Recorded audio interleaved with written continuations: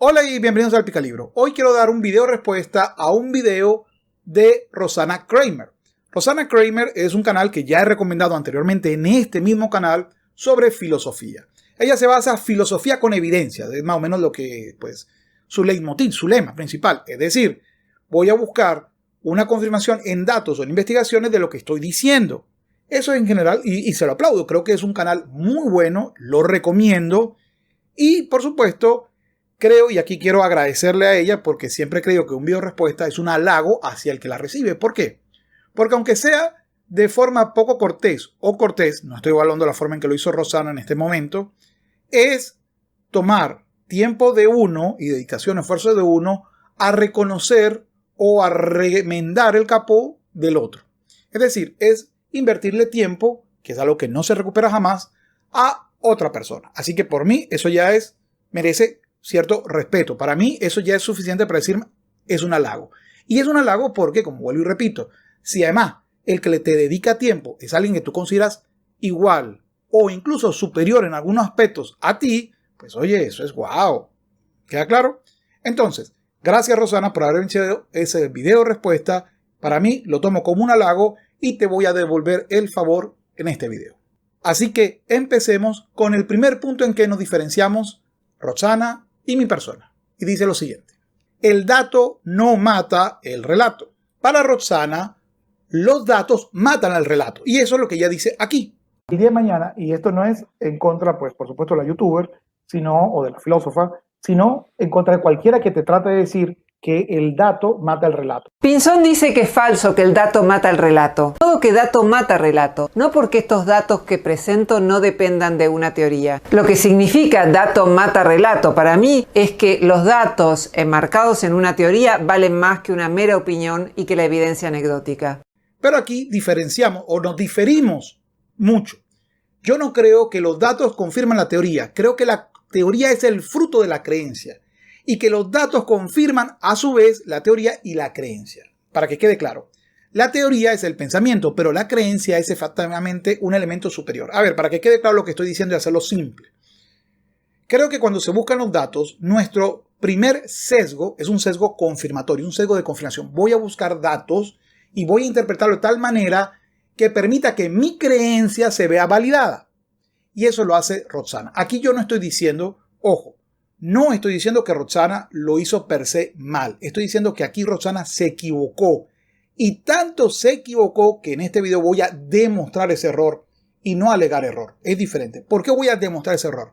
Porque voy a utilizar las matemáticas y las estadísticas para demostrar que utilizó los datos que recibió para justificar su relato. Y no al revés. No es que de los datos sacó un relato, sino que los relatos, es decir, su creencia, se vio confirmada. Y eso hizo que cayera en errores. Así que empecemos prácticamente con el primer error que se ve. Creer que la página donde sacó la información, que es expansión, y la voy a colocar acá abajo, todos los enlaces donde están los datos estadísticos y los números van a estar acá abajo en un comentario destacado. Ella pensó en un momento dado que esa información era anual, es decir, que esa información se refería a los inmigrantes anuales que recibía un país. Vamos a ver lo que dice. Yo siempre lo digo, ¿cuántas personas están inmigrando a esos países que son mejores que los otros? Bueno, que yo sepa, debe ser 0,01, si es que hay alguien que está inmigrando hacia esos países. Hay alguien, Pinzón. El año pasado llegaron a Cuba 5.000 inmigrantes. 30% provenían de España. Pero el informe no dice eso. Es más, en la primera línea, en la tercera palabra me dice, en Cuba viven. No es que en Cuba han emigrado este año, viven. Es una gran diferencia decir, han llegado 5.000 personas a mi país a decir 5.000 extranjeros viven en mi país. En la misma paginita, justo después de la información que ella dijo que venían, el 30% venía de España. El año pasado llegaron a Cuba 5.000 inmigrantes, 30% provenían de España. Se le olvidó o se le saltó precisamente por el cero confirmatorio la siguiente frase. En los últimos años, el número de inmigrantes que viven en Cuba ha disminuido en 8.250, un 62.8%. Entonces vamos a ver, si el cuadro que me está dando o la información de la página que me está dando viene de un cuadro de análisis de 30 años de inmigración, de estadística de inmigración, y me decía que en el 2017 habían viviendo en Cuba, no emigrando a Cuba anualmente, viviendo en Cuba, hagamos una resta. 13.136 menos 4.886, ¿cuánto da?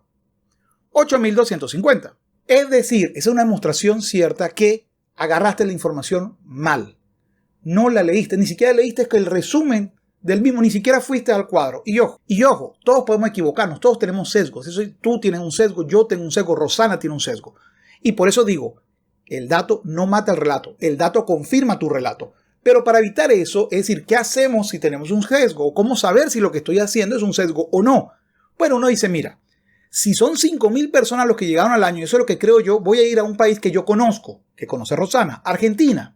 Argentina tiene, según los últimos datos publicados por la ONU, 2.212.878 inmigrantes, lo que supone 4,97% de la población en Argentina. Vamos al cuadro. Me dice, en el 2019 hay inmigrantes 2.212.879, casi el 5%, 4.97. ¿Eso significa que llegaron en el año 2019? No. ¿Eso significa que la interpretación que le diste a los datos de Cuba están malos? Sí. Y eso se debe a que tu relato te afectó la lectura de los datos. ¿Cómo lo es? Y ojo, no lo digo yo. Aquí mismo lo dice. En el mismo informe te dice lo siguiente. En los últimos años, el número de inmigrantes que vienen en Argentina ha aumentado 48.355 personas, es decir, un 2,23%. Vamos a ver. En el 2017 habían 2.164.524. Y 2 años después, porque estos datos no son anualizados, son bianualizados, es decir, son 2 años, estamos entonces hablando de 2.212.875. Vamos a hacer entonces la resta para saber si estamos hablando de lo mismo. 2.212.879 menos 2.164.524. Da un total de 48.335. Es decir, lo que llegó a Argentina fueron 48.355 emigrantes en 2 años. No es que llegaron 2 millones en un año. Fíjate cómo está mal analizado los datos y está mal analizado porque hay un sesgo y no lo confirmaste para ver si estabas en lo correcto o no. Luego me dice Roxana también que ella prefiere una opinión con datos que una opinión sin los datos. Y yo te digo, fíjate tú, mi opinión sin los datos estuvo más acertada que tu opinión con los datos, porque tus datos estaban errados, tu visión de los datos estuvo errada, tu relato te afectó la visión de esos datos. Ahora te lo voy a explicar. Lo que significa dato mata relato para mí es que los datos enmarcados en una teoría valen más que una mera opinión y que la evidencia anecdótica. Yo no veo a los argentinos y a los chilenos, aunque Argentina está ahorita en un problema de situación en Chile, o los norteamericanos, o los mexicanos, o cualquier otro país que haya salido peor, yendo para allá. En 2019, 50 personas emigraron de Argentina. Yo siempre lo digo, ¿cuántas personas están inmigrando a esos países que son mejores que los otros? Bueno, que yo sepa, debe ser 0,01.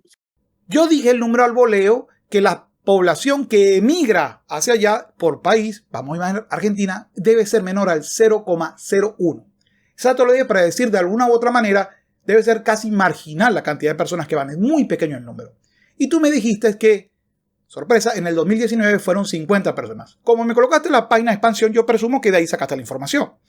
Así que vamos a utilizar tu razonamiento para ver si tuve yo razón sin haber dado datos o si tú con datos en la mano tuviste más cerca de la realidad que mi persona.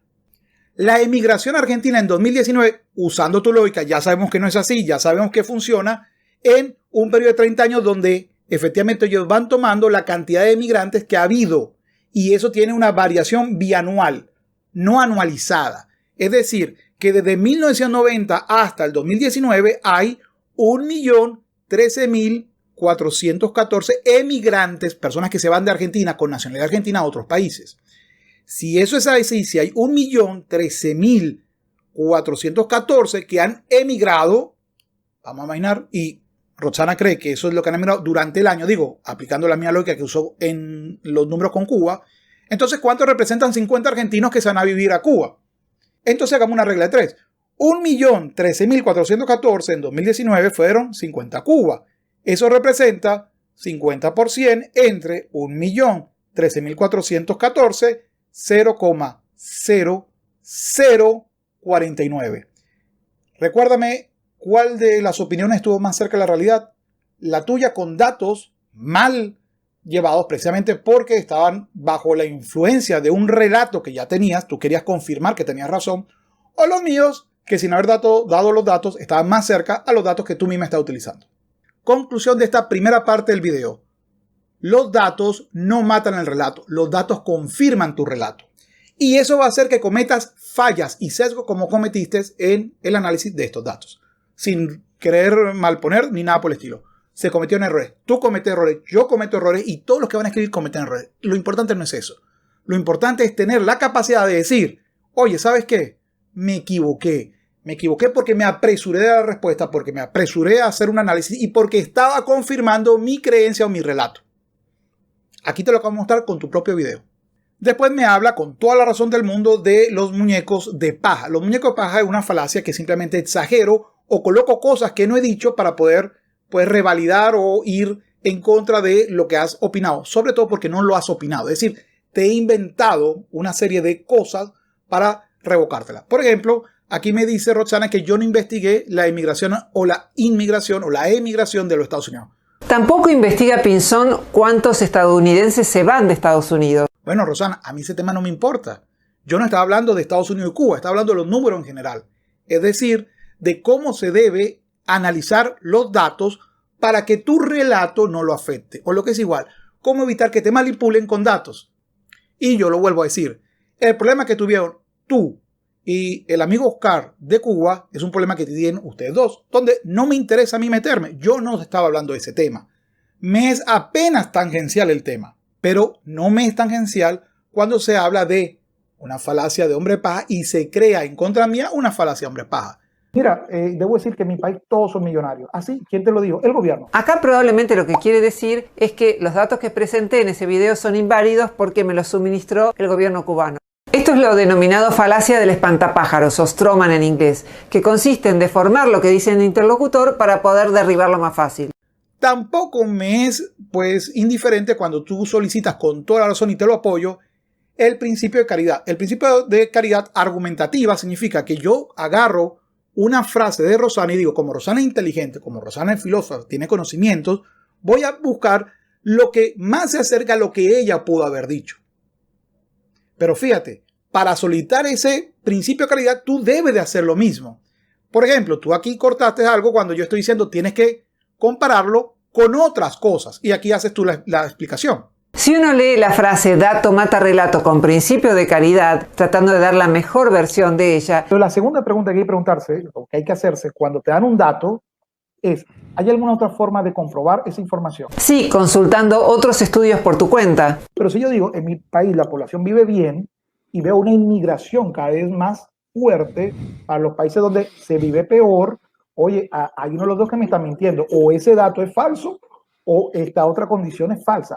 Porque en ese caso estamos cambiando el dogma de fe por el dogma a los datos. Para no estar hablando de mí lo disimula muy bien Pinzón, que en realidad está haciendo referencia a un argumento que dejaron muchos en mis comentarios, así que aprovecho para responderlo. Y que este es un nuevo strawman, una nueva falacia del espantapájaros, en donde se discute con algo que yo no dije. Pues por supuesto, si hay con qué compararlo, entonces estás pasando el segundo filtro. Yo nunca he dicho eso. Y otra cosa, la duda tampoco tiene nada que ver con la negación. El conflicto que tuviste ahorita con una youtuber, que no voy a nombrar, no es el tema ese, pero sí quiero decir algo. Mire, los datos, todo dato que a usted le llegue, yo lo hago pasar siempre por tres preguntas. ¿Quién dio los datos? ¿Quién los maneja? Digo, porque si hay un conflicto de intereses entre quien te da el dato y el resultado del dato, yo lo pongo en duda.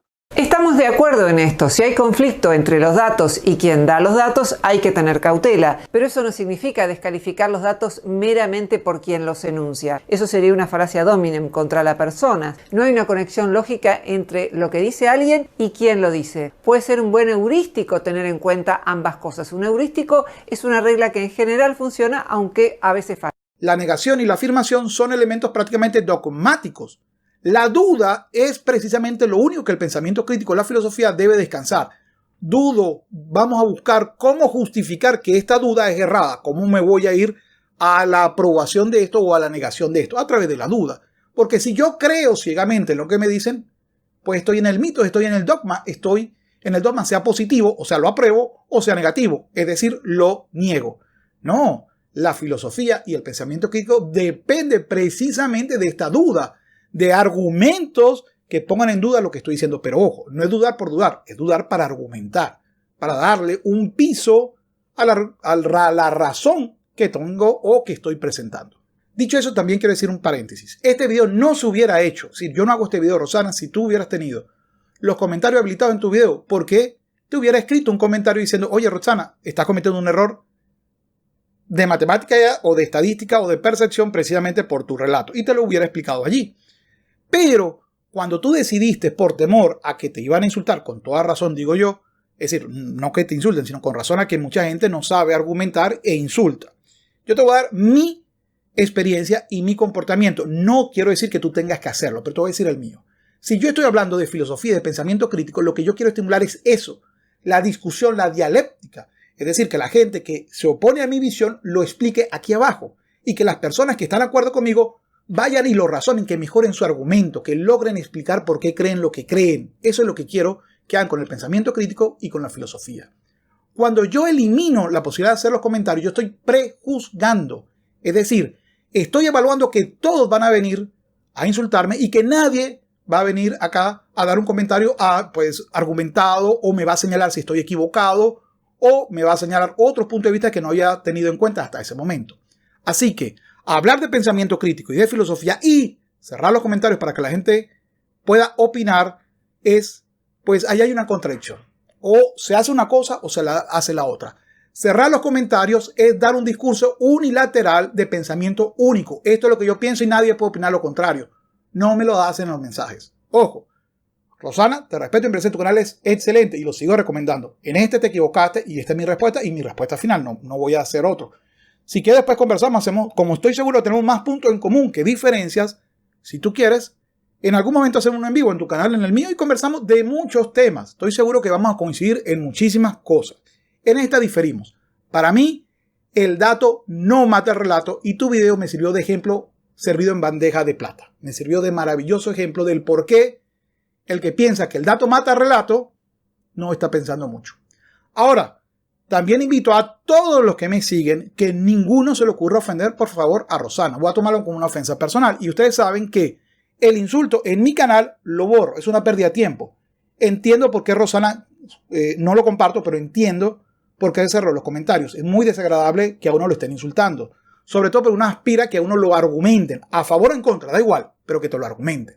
Entonces, por favor, les pido respeto a Rosana, no la insulten, por favor, porque voy a borrar sus comentarios solamente pues que tengan una ofensa y tampoco a mis personas, que también los borro. Si usted está a favor o en contra y quiere argumentar, bienvenido. Si usted utiliza palabras sueces para argumentar, también son bienvenidas. Lo que estoy diciendo es no ataque a las personas. Y en este caso, por favor, no ataques ni a Rosana y, por supuesto, no me ataques directamente a mi persona o pues al círculo mío íntimo, es lo que siempre solicito. Y como no creo en el prejuzgamiento, creo que prejuzgar es malo, yo lo dejo abierto a los comentarios. Vuelvo y repito. Si hay gente que insulta, habrá gente que te defiende y dirá, hey, no tienes que hacer eso. Así que, para mí, la filosofía del pensamiento crítico depende de los comentarios en una gran medida, porque si no, es un discurso unilateral que lleva al pensamiento único. Dicho esto, quiero agradecer a mis Patreon que vienen de seguidas. Humberto On, David Garay, Patricio Orante, José Flores, Néstor Magnaut, Alfonso Jornet, Eva García Franco, Javier Aguirre, Paco Medialdea, Joaquín López, El Perro de Diógenes, Jaime García, Marvín Jarquín, Alex, Rocío Cori, Marcos, Carlos Space, Humberto Ávila, Alfonso, Leonel Virrojas, Leopoldo Hernández, N. Veces, Luis Vargas, Alberto González, A.I., Lula, Cris, Alfonso Cortina, Guillaume Paradrón, Gonzalo JC, Miguel de la Rosa, Abrazagorus, Manuel Pérez, Norman Saldaña, Jaime Almenares, Gonzalo Alsina, Harry Won, Miguel Morales, Cris Balco, Enrique Palomino, Leucipo de Mileto, Felipe Hernández Bermeo, Tony Macías, Omar, Jorge Guerra y Fernando Toral. Muchísimas gracias por el apoyo al canal. Si has llegado hasta acá, muchísimas gracias. Te invito a que me sigas en Capitán Cultura, que voy a reactivarlo muy pronto. Y ya YouTube debe estar colocando acá un video adicional para que puedas ver más contenido de este canal.